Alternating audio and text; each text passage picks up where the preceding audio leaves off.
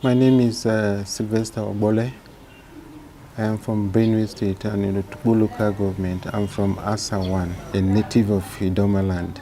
Went to school in several places and I rounded up my HND with Benue Polytechnic, Ubukulu. Right now I'm into shoemaking and leather works, bags, wallets, shoes, and the likes. My dream is to have these things made as it were in outside the country. So I work hard, very, very hard to achieve that. I read fine art and it gave me an edge over other producers of footwears in this country because I did not learn the shoemaking from anybody. I started on my own and this is where I am today. And I believe that my shoes are competing favorably with the ones that are coming in from outside this country. In my school, we were not taught anything about leatherworks. Actually, I was teaching in one of the technical schools back there in Jos, and I kind of had the urge that I want to go into business instead of the classroom works. And I decided, let me go into footwear production. And I had some challenges then. Anywhere I went, they rejected me because maybe they will tell you, sir, we won't take you because we take children. We don't teach adults here. When I insisted, they will give me a condition that I cannot meet. And it was not easy at all. When I left the shop, some of these shops, I remember the last day, I said I will not go to anywhere again for training. That day I was coming back and I found on the tar road one odd of shoe. It was run over several times by vehicles and it was flat on the tar. So I went and picked it up. I said I'm going to do something about it. I got a bag and I put it inside. When I went home, I studied it. The next day I got to the market, bought some leather, cut it exactly that pattern, and I sewed back the back of the shoe, the edge, and it cupped over like this. And I said, yes, I'm getting it.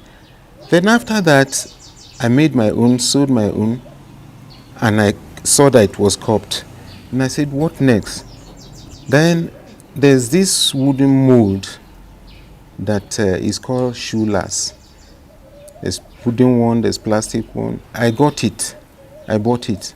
And by the time I cupped it over on the wooden lace, it was looking perfect like a shoe already.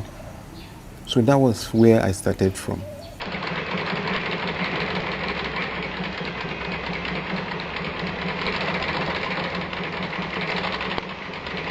I thought I should go into shoemaking because everybody in this country, anywhere in the world today, wants to wear a shoe. Not only shoes, but a good designed shoes. So that was what prompted me. But if we can go back a bit into history, far back, growing up as a child at home in the village, so many times I come back from school, I had to be dragged to the farm. And I came out from a family background that is not very rich, and we have to trek on our foot, long distance. There's this scorching sun. The ground is so hot. Not only that, there was a day a thorn pricked my leg and it came up in my instep. Blood was gushing out. The only thing my dad could do is to pour sand on it. And then he said, let's keep going. So those things add to my quest for making shoes. Because I said, if I had this kind of experience, so many other children there are having the same experience, I can now begin to produce these footwears. And then it will solve a lot of people's problems. They do a lot of footwears in Otukpo. There's easy wears, there's this beach palm wears, sandals and so on. I was there so many times and I watched them doing this work too. But I thought, why not go a step further ahead of those levels? Like anywhere around the world today, you can really speak about Otukpo easy wears. But right now, I want a situation where we can grow above that. I want to teach the youth how to make shoes. Like you see on the background here, easy wears are not much here, but we have canvases, sneakers, we have even military boots, we have even horse riding shoes, polo shoes.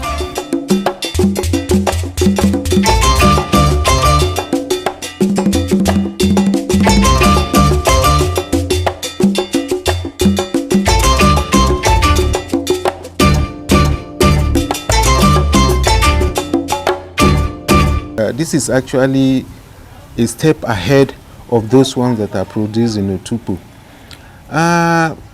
We are trying in Otukpo, but at the same time, I want a situation where Otukpo will become the Italy of Africa. And how do we achieve this?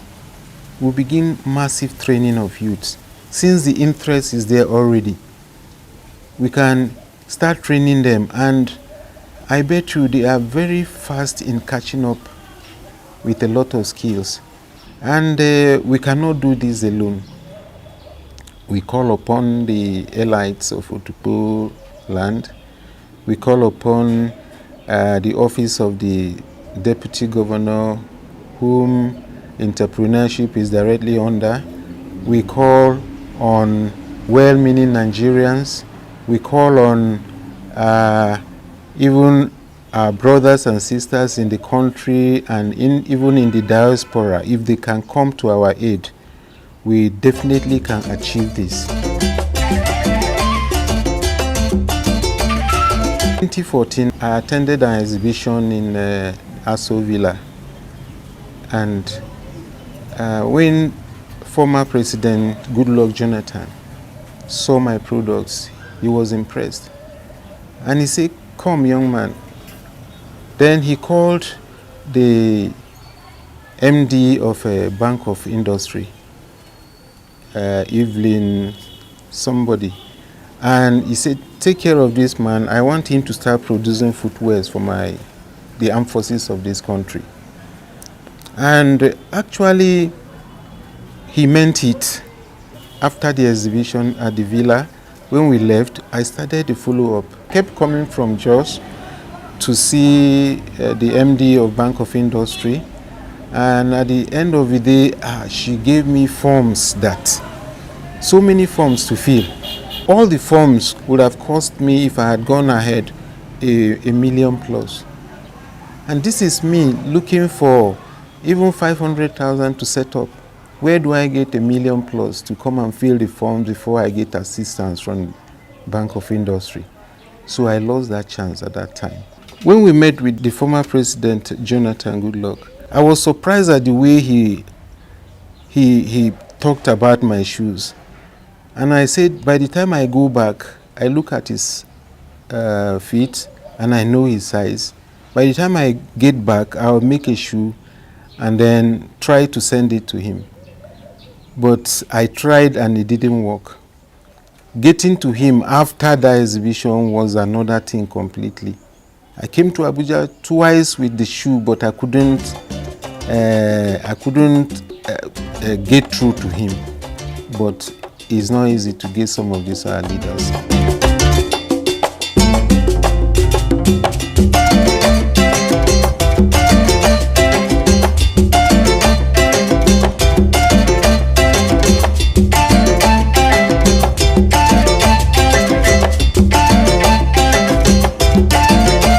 I use Like every other shoe here, I use pure leather material for it, and the sole also is crepe material. It doesn't chop fast, and we do them of all sizes and colors too. You can see the inside that is well lined with cushion material so that the kids might be able to enjoy the comfort of it. A lot of ladies out there, they like jean material, and this is made from jeans material also. I branded it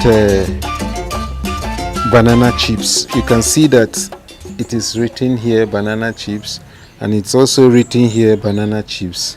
So this is the one I call banana chips, and the ladies, they like it very much. This is actually sportswear. People come to patronize me to buy this from me, and they like it because of the color combination and the quality of leather used.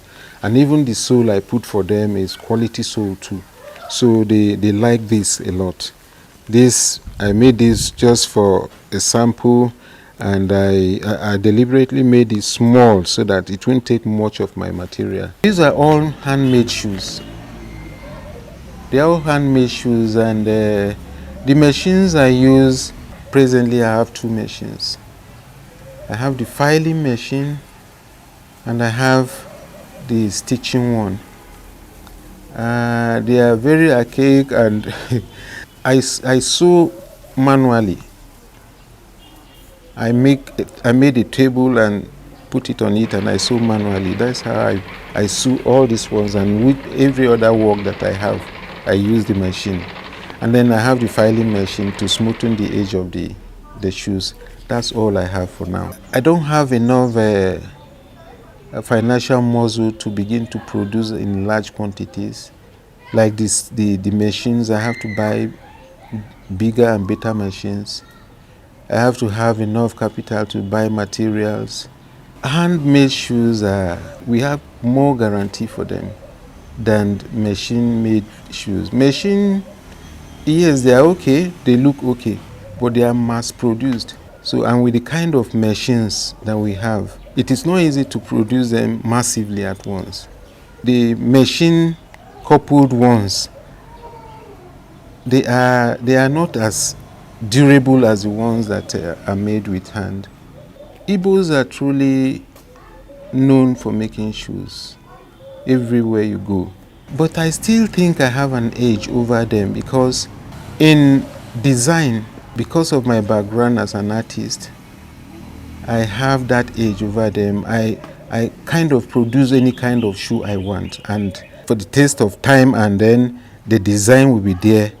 And I try to make my shoes have unique designs. I made this desert boot, and somebody, one of our military officers, he was serving in South Sudan, and he came and got about 5 pairs of it from me and took them away where he was going back. But by the time he got back, he started sending messages to me. He said he wanted more of these boots, and that something happened during one of their exercises, and they were like 3 officers jumping from a high wall, and they landed on sharp metal objects on the ground there with some nails, and it was him and the other person that was using my boot only that did not sustain any injury. But all the other people using other boots, the metal got into the sole and reached their foot inside. So, and why was it like that? Because of this metal plate. So, as this metal plate is a steel metal plate, it cannot be punched by any nail. And I put it right inside for further protection. Here again, we have a pouch here. I made a pouch that you can keep something, anything they want to use anytime, anywhere. That is like a small pocket. And the ones that come from outside this country, outside the shores of this country, don't have this pouch. They don't have this pouch. Apart from the design, durability is there too. My shoes are very durable. I am not trying to blow my trumpet, but anyone who wears my shoe comes back because they have used it over 2, 3, 4 years and is still intact. And they will tell some other people to come. Their friends will come and I'll make for them too. But the Ibim weight shoes, I'm not trying to disqualify them. I was in Aba and I had the chance to make one shoe there. And the shop I went to make these shoes, other people were making shoes around there too. And they came and started watching how I was making my shoe. By the time I was through with the shoe, they said, wow, good design. And you have used quality gum. And you have used this material, this material, this material. I say, yes. I say, no, we don't do that here. What we do here, we dilute our gums and we use synthetic material, and we don't allow even the gums to stay this long in the sun to dry. I say, but if you are trying to make a good quality shoe, those are the things that you look into. They say, no, by the time you make this shoe like this, even in the rain, it will not peel. They say, no, that they make the gums light and they couple it within a short time. They've done 3, 4 pairs, and by the time people come to buy it, by the time it gets spoiled, that more they will come for more. So they believe in turnover. The materials here are suede material, green suede material. Is for desert. It's like desert boot too. So it is used mostly by Mopo and the army too, because of its color. The senior officer cadre, they wear it mostly on their ceremonial dresses. The sole is leather sole, unlike these other ones that are boots. But because it's a shoe, it's made of leather sole. Mostly, I don't use rubber soles for this kind of shoe. I use leather soles. They are more durable. And one mentality that we have in Nigeria is we don't like made in Nigerian goods, which is something that we really have to fight about. And I'm doing that in a small way, because they said if you buy a made in Nigerian footwear, it will not do a month or 2 months, it will scatter, so to say. But I'm trying my best to make my shoes that I have in mind that this shoe, at least, if nothing at all, let it be like between 3 to 5 years before you start seeing any sign of damage to it.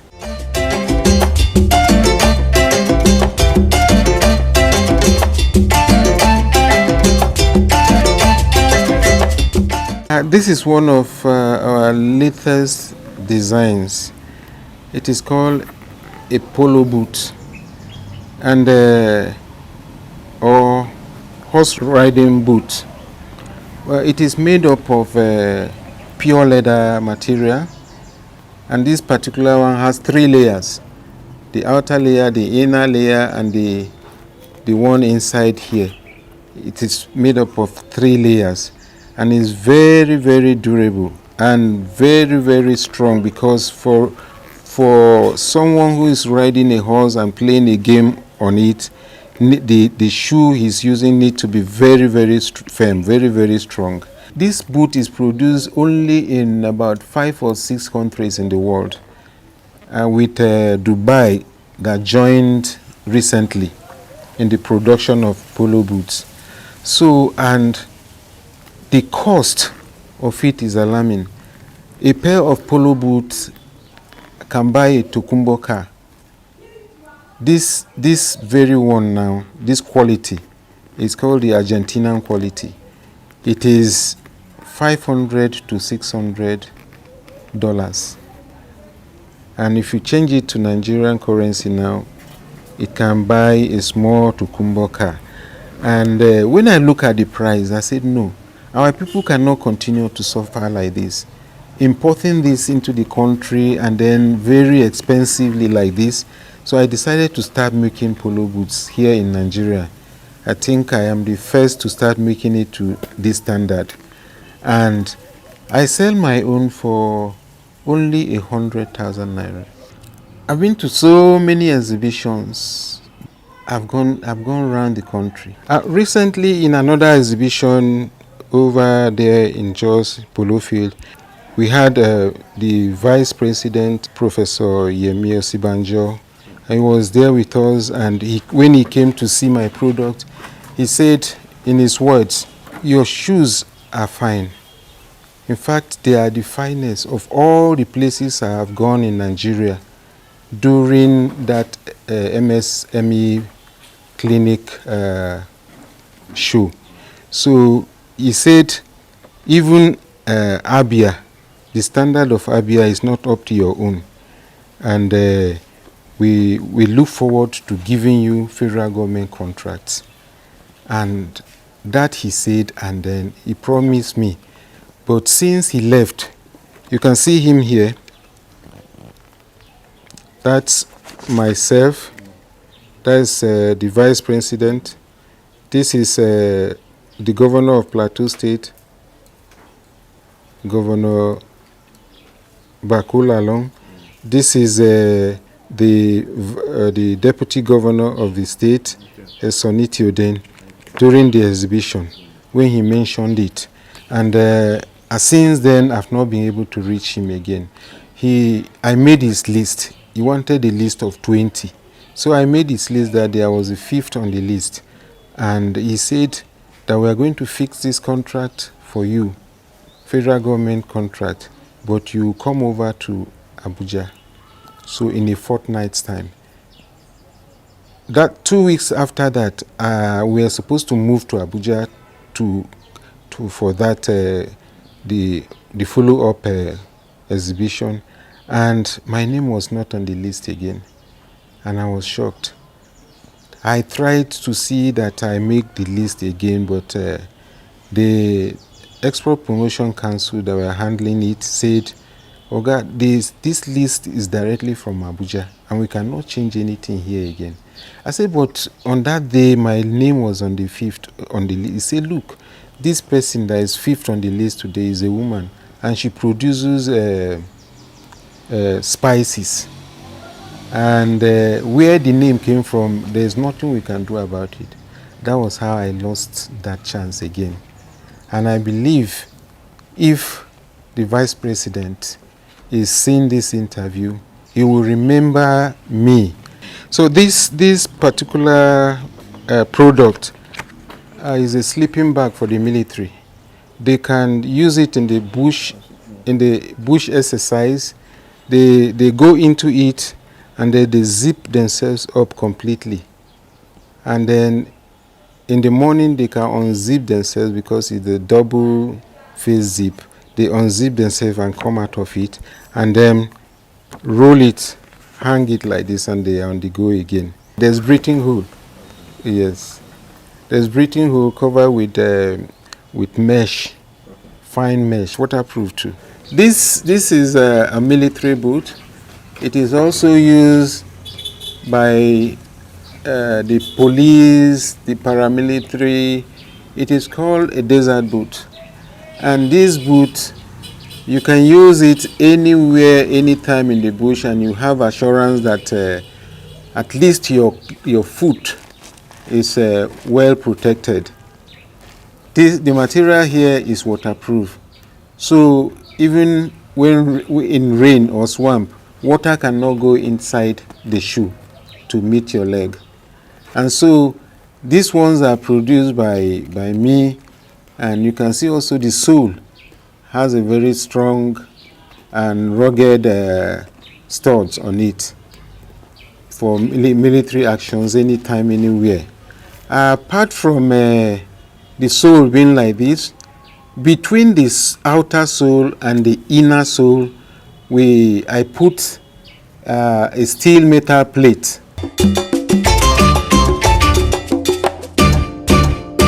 This one is also for the officers. They also use it for ceremonial dresses. You can see that it is wet looks. So it's a shining one for ceremonies. Once they are there for ceremonial occasions, they use it too. And these are for the military school, the Air Force military schools, and so on. So I got a lot of calls. This is one of Nigeria's popular newspapers. It is captioned here that Armed Forces requires 9 billion naira for military shoes, boots annually. That's every year. 9 billion is spent on the boots that we can produce here in Nigeria. And what struck me the most is that these boots are not better than our own. We have better boots. 9 billion naira is well over the kind of money that we can set up a full-fledged footwear producing companies in the 6 geopolitical zones of this country and create job for the teeming youths of this country. And here we are spending 9 billion creating jobs for the youths of Turkey. Every year 9 billion is going in that direction. And I bet you that if we are given 1 billion naira, we can produce footwears that will compete favorably with these ones that we have here on this newspaper. And then we can actually create jobs for youths. This is one of the caps that I made. I make different kind of other caps too. But this is the ceremonial one. This is the P cap. This cap has an edge over the imported ones because it is waterproof. Yes, and if in a case where rain is falling and they are on the parade ground, rain cannot spoil this one. But in the imported ones, they get soaked, and before you know, they lose their shape. The material is made from a different kind of material from the ones that they import. This one can stand the test of time, and it is adjustable. This is the adjuster. So you put it on and then you just click into position. It's easier to put on. Other than the other ones that you have to begin to remove buckles and begin to adjust here. But this one, once you adjust it once to your size, that is all. Like this particular shoe, I try to give it a name.